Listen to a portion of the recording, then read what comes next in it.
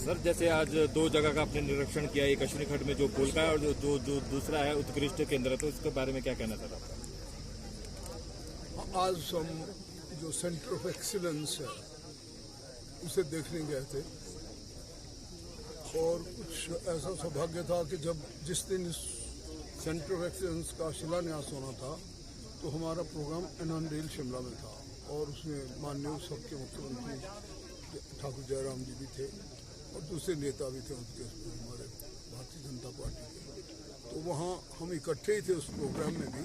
तो वहाँ उन्होंने ये पेशकश की कि भाई हम एक नाचा आज पत्थर रख रहे हैं तो था आप भी चलिए, उनके साथ आया।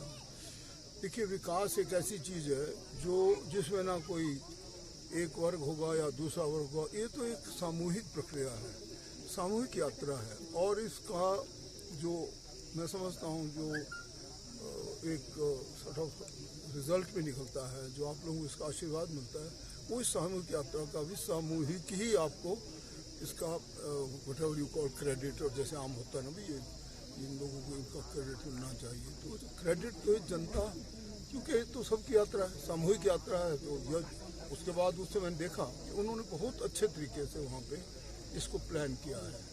एक तरफ बेसिकली आईटी का है, दूसरी तरफ हमारे टूरिज़्म और वहाँ की जो हॉस्पिटैलिटी है उसके लिए ट्रेनिंग सेंटर भी बना है, जो बड़े अच्छे तरीके से बनाया गया कि 100 trainees at one time can be given a professional training for about 9 months।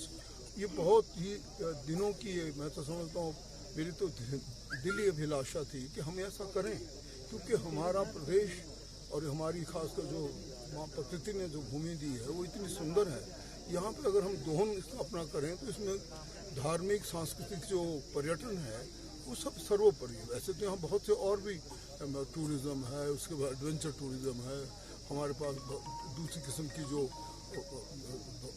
ने पानी दिया उसकी स्कीम्स हैं। पर मैं समझता हूँ धार्मिक सांस्कृतिक टूरिज़्म के लिए पर्टिकुलर हमें तैयार होना चाहिए। हमारी इतनी अच्छी विरासत है जो हमारे बुजुर्गों ने दी है, यहाँ की नाटियाँ, यहाँ का भोजन, यहाँ का मनोरंजन और यहाँ की जो देवभूमि की जो मैं समझता हूँ सबके ऊपर एक सारी दुनिया में अंतर्राष्ट्रीय स्तर पर पहचान है, उसका दोहन करना चाहिए। इसलिए वहाँ वो मुझे बड़ा अच्छा लगा। एक और वहाँ पे वो उन्होंने जितने भी हमारे यहाँ के दूसरे डिपार्टमेंट हैं, जैसे इंडस्ट्री का उसमें रोल है, भाई हम किस प्रकार से how we can attract the sort of outer जो यहाँ निवेश करना चाहते हैं, उन निवेशकों को किस प्रकार से अपने, चाहे देश के हों, प्रदेश के हों, चाहे अंतर्राष्ट्रीय स्तर के हों, वो भी वहाँ पे इस प्रकार से मुझे बड़ा अच्छा लगा कि वहाँ पे ये है कोई 64.54 करोड़ रुपए की लागत से ये निर्मित होगा। That means almost 65 crore.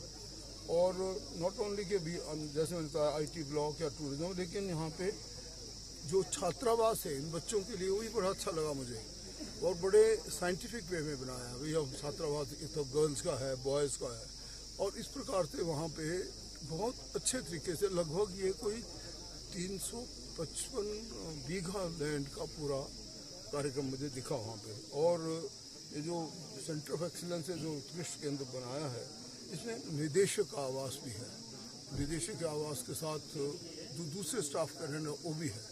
इस प्रकार से बड़ा डिटेल है, 2-3 विभागों को हाउस करता है ये जगह। ये बहुत ही मैं समझता हूँ अच्छी सोच है हमारे प्रदेश के लिए और ख़ासकर बेरोजगार युवाओं के लिए। और उसके बाद आज जब हम यहाँ थे तो यहाँ आए, इससे शाहौला जो भी इस जगह का नाम से है ना, यहाँ से इस जगह से हम दूसरी तरफ, एक तरफ सैंज पंचायत है, दूसरी तरफ झाझा पंचायत है। तो ये क्षेत्र जब चायल को यहाँ से जन जाएगा जब पुल, तो 15 किलोमीटर का फर्क पड़ जाएगा। तो मैं समझता हूँ लोगों के लिए एक बहुत अच्छा वरदान है।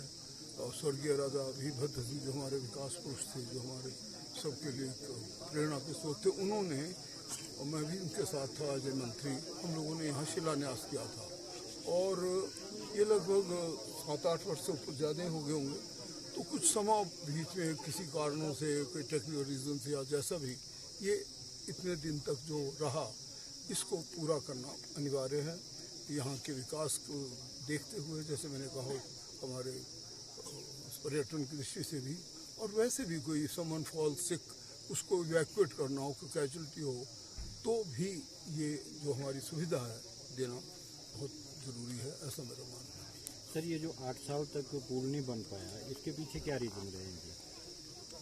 मैं तो ये कहता हूँ कि सिर्फ और कोई रीज़न नहीं कि बस कोई चीज़ जो है जिस तक ध्यान ना दिया जाए तो वो चीज़ ऐसे हो जाती है। सर, जमीन का भी गिफ्ट डीड वगैरह नहीं होता। हाँ, हो सकता है कि जैसे गिफ्ट डीड थे कुछ लोगों से इकट्ठे करने, उसमें थोड़ा ज़्यादा समय लगता है अनफॉर्चुनेटली।